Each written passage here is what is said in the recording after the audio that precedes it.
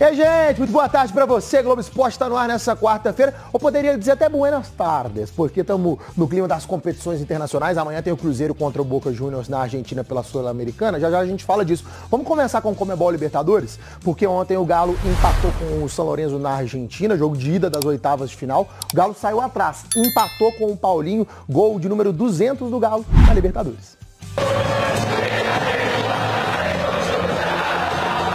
Era uma noite de festa para o São Lourenço. Fazia exatos 10 anos que o Ciclone conquistava a América. E o craque do título de 2014, Leandro Romagnoli, é hoje o treinador do time. Alguém que conhece muito bem o espírito da Libertadores. A mim não me surpreendeu, São Lourenço. Eu esperava este partido. Não me surpreendeu o São Lourenço. Claramente esperava esse tipo de jogo e assim transmitia aos jogadores. Sei como os jogadores argentinos respondem na dificuldade contra times brasileiros. Tudo isso eu sei. Tudo isso eu sei. Nem parecia que o adversário do Galo é apenas o 25º colocado do campeonato argentino. Foi um jogo bastante disputado, um jogo complicado. A gente sabe que sempre jogos aqui na Argentina são sempre jogos assim que é muito de contato, é muito físico. Bernard foi titular, mas a grande surpresa foi a escalação de Daverson entre os 11. Sem o Hulk, ainda se recuperando de uma lesão na panturrilha, e sem o Vargas com dores no joelho, ele foi o escolhido para jogar no comando do ataque. Estou conhecendo os companheiros como joga, mas me senti bem, confortável. Daverson até que tentou achar espaços, se movimentava, corria, trombava com os zagueiros. Esse cara me marcou muito ali, o zagueiro dele até falou, aqui não é o Flamengo não, hein, aqui é diferente. Falou comigo dessa forma ali. Mas de fato, a bola pouco chegou ao atacante. Colocamos um número 9 para gerar cruzamentos e nos faltou mais isso, mais determinação nos últimos metros.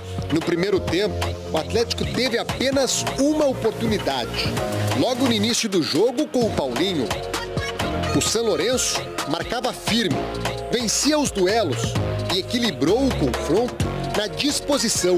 A primeira chance dos argentinos veio nesse chute de Reale. Eu acho que os primeiros 10 minutos... Nos primeiros minutos, não começamos com a intensidade que temos que ter nesse tipo de jogo. E aos 16, nessa bola roubada no meio de campo, o São Lourenço abriu o placar com o Coelho. E jogo, cabeçaço,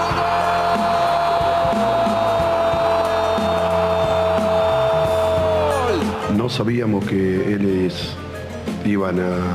No primeiro tempo, sabíamos que eles iam começar com muita energia, que iam tentar neutralizar nosso jogo com muita garra. Tentar neutralizar nosso jogo desde a energia, desde a garra, eu conheço muito bem. Logo no começo do segundo tempo, Reale criou mais uma chance para os donos da casa. Mas a partir daí, o Galo passou a controlar as ações do jogo, principalmente não deixando o adversário ter a bola. Nesse chute de Fausto Vera, Altamirano espalmou e a bola sobrou para o Paulinho empatar. 15º gol do atacante na competição, com apenas 23 anos. Otávio ainda arriscaria esse chute para a defesa de Altamirano, numa noite pouco inspirada dos dois ataques. O empate em 1-1 reflete o que foi o jogo aqui no Nuevo Gasômetro. Apesar de ter terminado o jogo com mais de 70% de posse de bola, o Atlético finalizou poucas vezes durante os 90 minutos. Não houve perigo. Sobre as finalizações eu não contabilizo. Não existiu perigo. Uma situação deles, uma situação nossa, depois tudo muito controlado. Tudo muito controlado. Durante a partida, infelizmente, se repetiram cenas que têm sido comuns na Libertadores. No setor do São Lourenço, os torcedores fizeram gestos de macacos em direção à torcida do Atlético. No vídeo também é possível ver uma criança fazendo provocações racistas. O Atlético condenou o episódio e pediu punições severas. Em maio, o São Lourenço foi multado em R$624 mil por gestos racistas durante um jogo contra o Palmeiras nessa Libertadores. Sobre o episódio de ontem, a Conmebol e o São Lourenço ainda não se manifestaram. Comentaristas da Itatiaia, 1-1, o Atlético contra o São Lourenço em Buenos Aires, jogo pegado, truncado, e a pergunta é, ficou de bom tamanho? Bom dia, Alexandre Simões. Bom dia, Thiago, bom dia, Ale, quem acompanha a gente. Thiago, foi um jogo assim, né? Foi um jogo interessante porque o São Lourenço não vou dizer que não sabe jogar, mas tem dificuldades para jogar, né? Limitado, né? A campanha dele no Campeonato Argentino é uma prova disso, e a gente viu o jogo ontem, e o Atlético não conseguiu jogar. Teve uma produção principalmente ofensiva bem abaixo do que a gente aguarda e espera de um time que tem jogadores do nível de Scarpa, Bernard, Paulinho na frente, tá?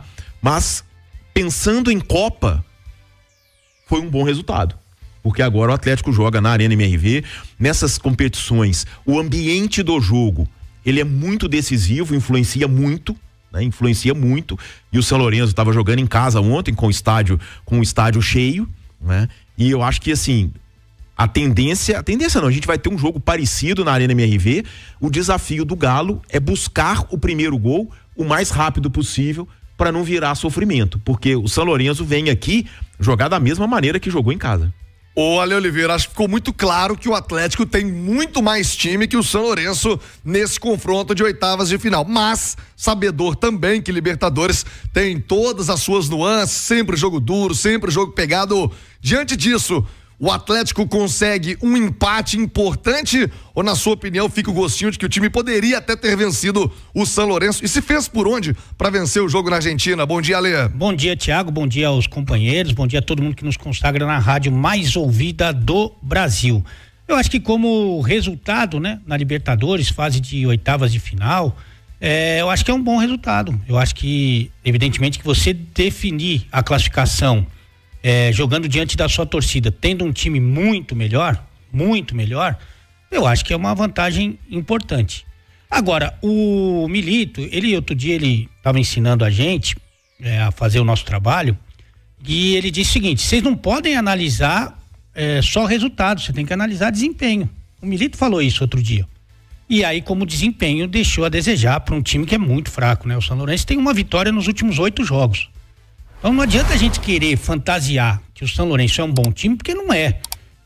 Até tinha um time de razoável ali para ruim, mas perdeu 3 dos seus principais jogadores, contratou 5 reservas. O treinador pediu para sair. Aliás, eu entendi o São Lourenço um time mais organizado, inclusive no primeiro tempo, com o treinador interino que pediu demissão. Então, assim, a vantagem do Atlético técnica, ela é absurda, né? Ela é muito grande.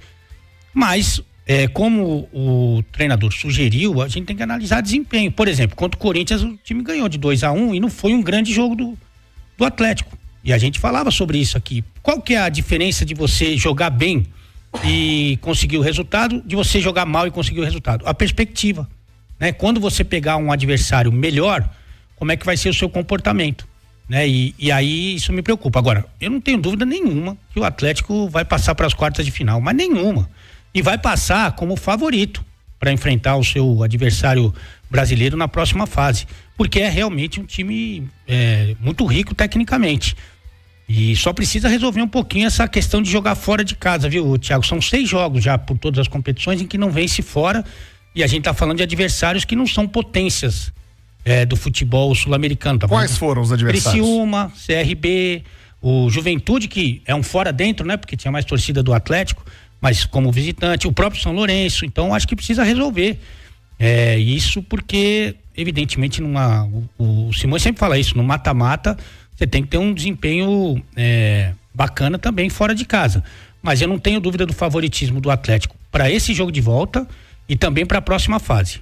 Boa, Ale, também tô botando na maior fé. O Galo vai se classificar sim nessa fase oitavas de final da Libertadores. Jogo da volta semana que vem na Arena MRV. Vamos falar de bola, né? Vamos falar do Galão da Massa. Conseguiu esse empate importante lá em Buenos Aires, e o Cláudio Rezende tem outras informações do Atlético. O que você me conta, Rezendão? Um abraço, bom dia. Chega mais, Cláudio Rezende. Alô, Thiago, um abraço a você, aos nossos comentaristas. Delegação do Galo permanece em Buenos Aires. Teve o treino regenerativo agora pela manhã no hotel, e a delegação em voo fretado retorna a Belo Horizonte a 1h45 da tarde. É o horário previsto para a decolagem, com chegada às 5 horas no Aeroporto Internacional em Confins. Aí os jogadores serão liberados e voltam às atividades nesta quinta-feira, feriado em BH, pela manhã. Serão 2 atividades até o jogo contra o Cuiabá. O Galo agora dividido. Campeonato Brasileiro, sábado, 4 da tarde na Arena MRV. E na próxima terça-feira, o jogo de volta. Decisão da vaga contra o São Lourenço. O técnico Gabriel Milito pode sim preservar alguns jogadores mais desgastados neste fim de semana, para que o time esteja inteiro para a decisão de vaga na Copa Libertadores da América. Mas é o cenário, o Galo valorizando esse empate fora de casa. Paulinho chegando a 13 gols pelo Atlético na Copa Libertadores em 17 jogos disputados. Nesta Libertadores, ele já marcou 6 vezes, é o vice-artilheiro, e em se tratando de Galo, ele só está atrás na artilharia geral do clube nesta competição, na Libertadores, do Hulk, que tem 16 gols, ele tem 13, fazendo história o atacante Paulinho. E o goleiro Everson ontem completou 250 jogos pelo Atlético e se tornou o terceiro com mais partidas na história do Galo da Libertadores. Atrás apenas de Vitor e Leonardo Silva. Thiago Reis. Boa, Cláudio Rezende, hein? Com mais do Galo, que no fim de semana vai pegar o Cuiabá, e já o Cláudio Rezende volta para falar da preparação do Atlético agora